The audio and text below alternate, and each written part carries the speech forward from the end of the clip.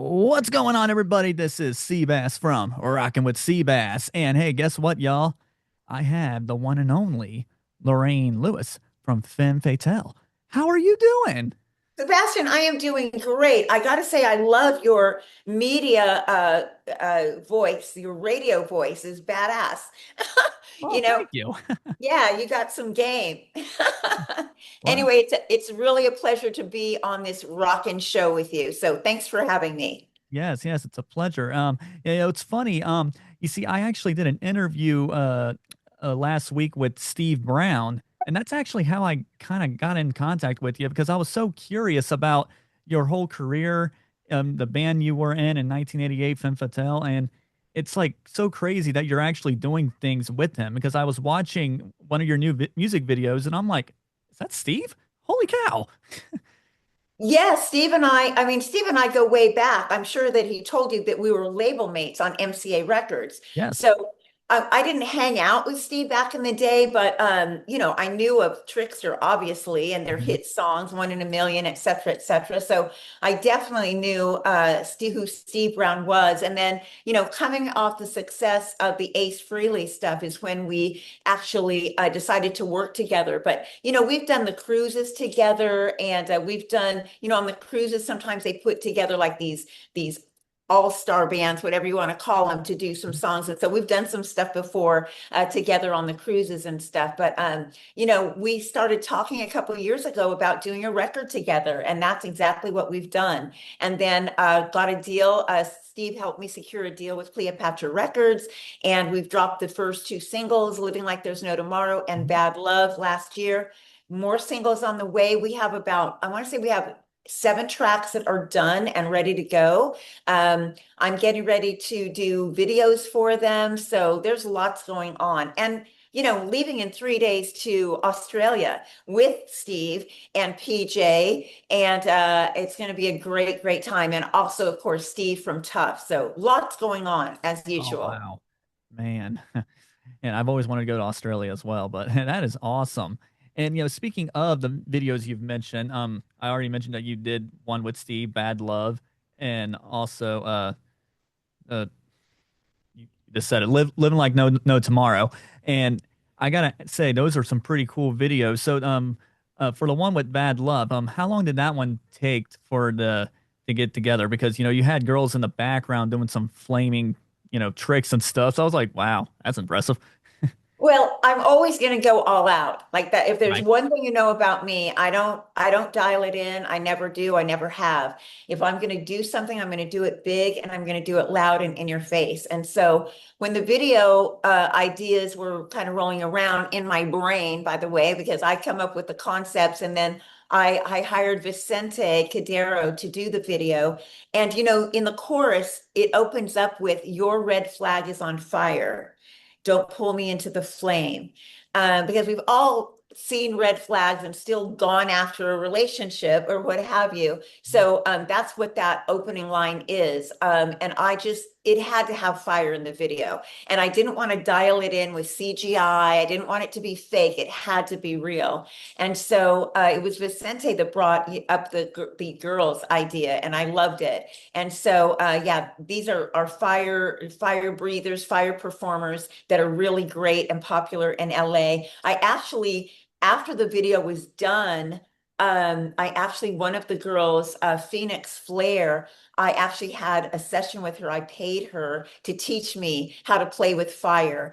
And if you know anything about me, you know that I am on OnlyFans. I am on OnlyFans TV, which is safe for work. And if you go to OnlyFans TV/Lorraine Lewis Rocks, you can see the video of me working with Phoenix and her teaching me how to play with fire. And it was super, super fun. And I loved it, and I can't wait to do it again. But I will say that video took all day. I mean, it took a good, I think our call time was 10 a.m. and we wrapped 10:30 p.m. We were there all Yeah. day, and everybody was on board. It was a great, great time. I loved it. Oh yeah. Yeah, that's really a really good video. And then of course the other video, Living Like the No Tomorrow, you were parachuting, which I thought was cool. Did you just sat there like, I'm gonna go parachuting, let's do it?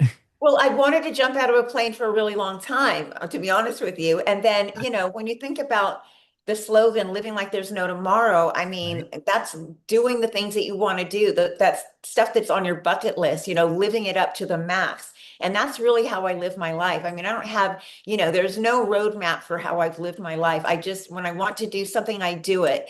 And I wanted to jump out of a plane, and no better reason than to do it in a video. So I knew that I wouldn't chicken out for sure if it was for the video.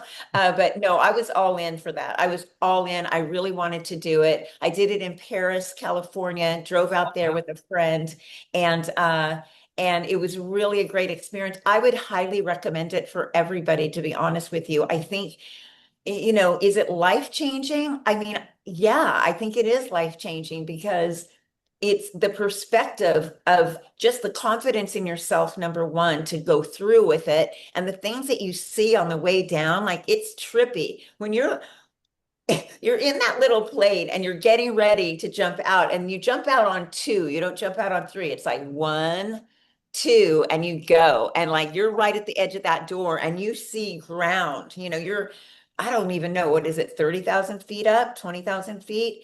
You're up really high, but you can see the ground and you're free falling those first few seconds. But it was a great time. I loved it. It was a super high. I will say, I don't do drugs, but I will say it felt like I was on them when I was done because I was super buzzing. Like there was electricity in my body. Oh, I So believe that. I was I would really highly recommend it for people, especially to overcome the fear. It does make you feel like you can do anything in the world. And I remember saying that after I was done, where I'm just like walking around buzzing, like my eyes felt like they were this huge and life just looked so beautiful and like I can do anything. So highly recommend it. I believe that. I'd like to do it. It's just I have all of these other things to do, so I never have time to do it. But I like to do it. Put it on your list and make it happen. I'm telling you, you'll feel so great about yourself that you did it and that you accomplished it. It's a really great feeling. And you get to tell stories about it. You get to tell everybody. Exactly. Well, speaking of, big accomplishments, I mean, obviously you've made so much accomplishments over your, career. In 1988, you came out with your self-titled album. When you guys, got that album together, like in your minds, did you guys think like, oh, is this going to be a successful album, or is this going to be great? What was going through your mind as you made that? I don't really know what was going on in my mind at the time. Honestly, like I'll be honest here, I didn't really understand the concept of hit songs or Mhm. hit record or, I was just there for the rock and roll. I was there for the music. I was there to light the stage on fire. I mean, that's always been my purpose and my magic is to entertain people. I'm a good singer. But I really look at myself as a performer and an entertainer. Like I want people to have a great time, you know. That's my goal always, and to put on a killer kick-ass show, and just be rock and roll, like that's the thing. So yeah, when I think about back in the day, I really wasn't conscious of, oh, we got to have a hit record, we got to have hit songs. I mean, it was the label that kind of started to steer that and planted that concept. I really didn't think that way. I just thought, hell yeah, we're making a record. Hell yeah, we have a record deal. Hell yeah, I'm doing videos. Like this is the dream.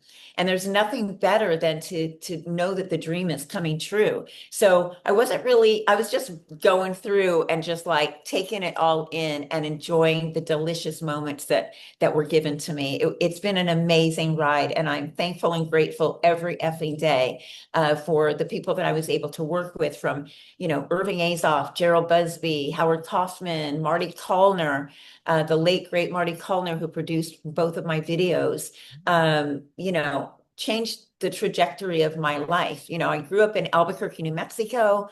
You kind of just stayed there and got married and had kids, and I knew that that wasn't my thing. So I ventured out to Hollywood and made a bunch of stuff happen. And here we are today, still going strong. It's not over. It's never over till it's over. And I'm here to stay. There's lots of stuff going on. So stay tuned. Yeah. I do look forward to some of your new stuff again because again, the new stuff that you've come out with lately, it's just been fantastic. And you are an amazing entertainer just from the music videos I've seen and some of your live stuff I've saw. I mean, you are such a great entertainer. And I was always curious, like where did you pick up all that energy? And did you always feel like, hey, yes, I'm a woman and this is how I rock? What did you feel like that at that time? Because, it was very different at that time. Well, yeah, I mean, back in the day, I mean, there weren't a lot of women doing what I was doing, but I cut my teeth in my hometown of Albuquerque, New Mexico. I was in my first band, other than the band with my brother, like a long time ago, figuring stuff out. That the name of that band was called Stained Glass. Whatever, but I was in a band called West Wind, but it was Oh, more Southern, like Linda Ronstadt, that kind of stuff. I would wear all black with a black cowboy hat. And then I put together a cover band called Babe Ruthless. And I was the Babe Ruthless. We were one of the most popular top 40 bands in the city and in the state. And that's really where I cut my teeth, my hometown, of how to be comfortable on stage, owning it. And, we would have crowds that would be wrapped around the corner on a Tuesday night. We were really, really popular, but I outgrew Albuquerque after a while, and I wanted the big time, and so I moved to Hollywood, and from nudging from a friend, got me to Hollywood, and the rest is history. But yeah, I've always loved rocking and rolling. It's part of who I am. I am many different people and do many different things, but I am all about the rock for mhm. sure. Rock. Yeah, I got it. Rock. So, now tell me this. Now, of course, in the MTV days, I mentioned, two of the music videos. I was just singing "Falling in and Out of Love." How fun was it to do "Falling in and Out of Love" and that music video? Because you were going all over the place in that one. Well, see, that's who I am. I'm like, I like come up with these things and I go for it and I'm not afraid. And even if I am afraid, I'm going to do it anyway. And I highly recommend if you're afraid of something, go for it, make it happen because you'll feel so great about the fact that you did something that you were afraid of.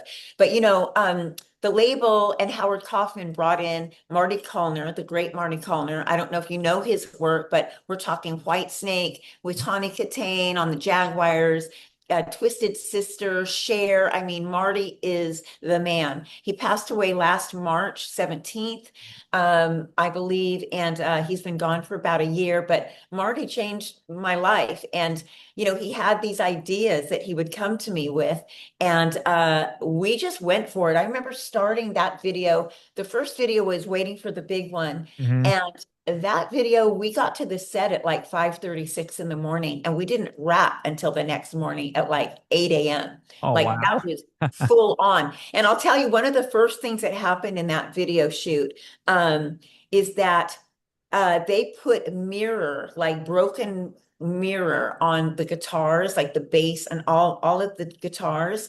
And then we started, they did the playback for the song, and the band went to, rock out and perform in front of the camera.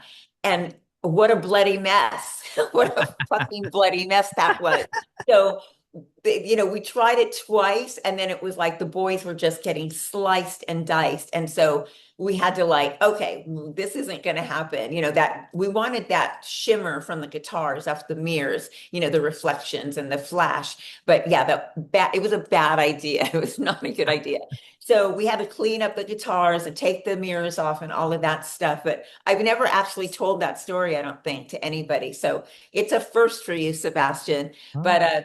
yeah, it was a blast doing all those things. I rappelled from a ceiling. They brought in a rock climber, like a professional, to teach me very quickly how to go from, 40 feet, 50 feet up. And rappel down. Oh man. It happens really fast in the video, but go look at the falling in and out of love video. You know, that the whole thing with falling in and out of love was, you know, we're falling, right? We're falling. Oh, So he yeah. wanted, you know, there's like a big slide that I slide down, but I rappel from really high up in the rafters at the studio, and that was a blast. And you can see that he's got the camera watching me. I'm like, you know, Mission Impossible going down, and the camera's on me.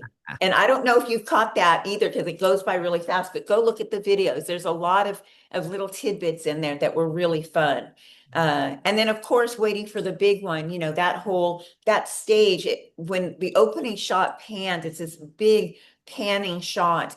And if you look closely in the right-hand corner, there's a little note there that says, it's like, do not remove by penalty of law, because the stage was made to look like a mattress because it was waiting for the big one. And I think that that went over a lot of people's heads.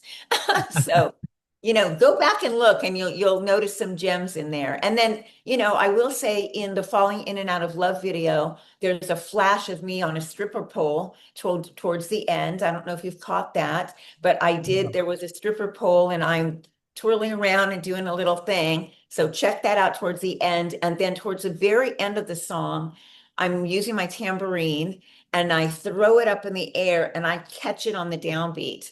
Right when the song, you know, when the video is going to end. So look for those things. It's a very everything that I did with Marty Callner was amazing. As well as, you know, Marty was very, very important in the Ex-Wives of Rock TV show. It Hmm. was Marty that I went to when I had that concept, and he helped me a lot to put that together. So, Marty Callner, I love you. I miss you. But thanks for letting me go on about him. Hmm. Yeah, yeah. I mean, the way you described him, I mean, he came out with a lot of those classic vids, so I can definitely see the inspiration now. I appreciate you teaching me that. That was really cool.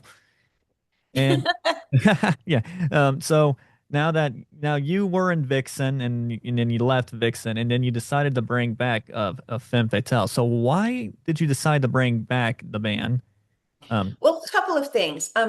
First of all, I didn't leave Vixen. I was fired from Vixen. oh, So it wasn't my choice to leave. But, you know, in retrospect, it was the best thing that could have happened for me, because I am Lorraine Lewis. I am Femme Fatale. That has always been, you know, I'm the original Femme Fatale. That is my moniker. That's who I am. You know, I set out on this music journey as Femme Fatale. That's everything for me. So it was amazing run with the girls. I love them. I wish them well, but I am really happy doing things my own way and not answering to anybody. And the best way to do that is to be true to yourself and do what you want to do in your heart and your gut. You know, it's rock and roll, Nan. You know, like, it's rock and roll. Like, I want to rock and roll the way I want to rock and roll. And that means, you know, being myself and being true to who I am, and owning the stage the way I want to, and doing the things that I want to do. I have my own brand of rock and roll, and you either love me or you don't, and that's okay. If it's not your brand of rock and roll, it's totally fine by me. But I am really happy to be back to what I am and who I am, and call my own shots. I mean, I feel really, really fortunate to be doing that. You know, if you look back at, you know, the Femme Fatale record and the CD, and you open it up, I actually just autographed one for someone that sent it to me a couple of days ago, and there's that lollipop shot in there. So, you know, I've always been that girl, you know, that's always flaunting and boobs and all of the stuff. I've always, you know, it's sex, drugs, rock and roll. yeah, yeah. So, you know, I'm just really happy that I'm back to being myself, securing the record deal with Cleopatra, working with Chris Brown, who's brought in so many people, you know, from Joel Holstra to Hmm. Bumblefoot, Sean McNabb. I mean, the list goes on and on. And I will say that there is a phenomenal single coming out and video within probably the next 30 to 40 days that is going to blow everybody's mind. I Oh will say man. that. I have a duet with someone very, very special that is going to be dropping, and I think people are going to be like, what? And so I'm stoked on that. I've already also been doing some amazing tracks with Tony West from Blacklist Union, a Oh, wow. killer band, killer songs. You really, people need to check out that band for sure. But we did Stop Dragging My Heart Around. That's Mhm. going to get released on Cleopatra later. We have a video that's going to be released with it. And then we were just in the studio last week recording the song Jackson by June Carter and Johnny Cash with more of a punk rock social D vibe to it. So lots of things coming, lots of things. And I can't wait for that. And you just hyped me up. Jeez. I am the hype girl. That's my job. That's what I do. That's exactly how I hit the stage. I am the hype woman. I am here to have you forget your what's going on at home or in school or at the office. I am here to hype you up and rev you up so that you have a great effing time at the shows and talk about it for the next couple of weeks. So that's what I'm here to do. And speaking of shows, we are going to get ready to wrap this up here. So speaking of shows real fast, any touring coming towards Ohio or towards Ohio maybe? Oh, I would love to say yes. I have some things in the works right now. Everything is Europe right now, though, I will say. So stay tuned for that. I would love to tour the States. Maybe there'll be some stuff in the fall, but we'll see what happens. I'm really excited. I'm leaving Sunday for Australia, as I said in the beginning, with Steve, Rochelle, and Steve Brown, PJ, and the gangs. Trickster and Tough. It's going to be amazing shows, and I can't wait. I've got a film crew out there also that's going to be following me around so that I can, be sending stuff back on Instagram. And yeah, it's going to be great. I am ready. The boys better be ready in those other bands because I am bringing my A game. Better watch it, Steve and PJ. She said it. I'm So coming at you. so so my last question is any words of like good encouragement, and when can we expect the new record to be released fully? That's a great question. The plan has always been to release singles and videos every few months. We've released two so far. We've got a long way to go. I'm going to put my foot on the gas here because we have things ready to go. It's just a matter of getting the videos done and then working with the label on when we're going to drop them. So I will say by the end of the year, we're going to see a full album that people will be able to get their hands on. But otherwise, all the songs are streaming, everywhere on Spotify and everywhere. Living Like There's No Tomorrow and Bad Love. So you can get those and you can go watch the videos on YouTube, of course. And, come say hello on Instagram, Lorraine Lewis Rocks. I do my best to answer every email or message that comes in. It might take me a minute. I might be on a plane doing it. That's probably what I'm going to be doing when I'm traveling to Australia because I've got 14 hours on a plane. So I'll be listening to the set and doing some little warm-ups and answering people on Instagram and socials. So yeah, life is good. Life is Oh, and great. you asked for advice. You asked for Yes. advice. Advice for anybody getting into rock and roll: be yourself, be true to yourself, listen to yourself. Don't even listen to me because my journey has been my journey. Everybody's life is different. And when you get advice from people, they're giving you advice off of their own experience, and our own experience is unique to ourselves. So get in a quiet room, listen to yourself, listen to your gut and your soul, and do what that tells you before anything else. Work hard, work every day. If you're a vocalist, I sing every effing day. Every day. My in-ear vocal warm-ups every day. Sing as much as you can, get in front of an audience as much as you can. If you're a guitar player, play every day. Really work at your craft. And that's the best advice if I'm going to give advice is work hard, play hard when you want to, but work really, really hard. It's about what you put in that you're going to get the most reward from. So, yeah, go for it. Be who you want to be and don't take no for an answer. Well, Lorraine, it has been a pleasure to talk to you. You're amazing, and I look forward to the new stuff. And I cannot wait, and hopefully get to see you come down here in the States. That sounds great. Thank you so much for having me. I will say, I hope everybody will give me a shout out on socials, and then let's get a photo together. I'm going to do a screen grab real quick. Oh, Are here you we ready? go. Ready. One, two, three, and I'll send that to you. Thank you so much. Thank you. It's been awesome. Thank you. It has been. And I'm just going to say, rockin' with Seabass. No, rockin' with Sebastian on Seabass. Get it, love it, learn from it, and rock and roll, baby. All Mwah. right. Take care and keep on rocking. Love it. Thank you.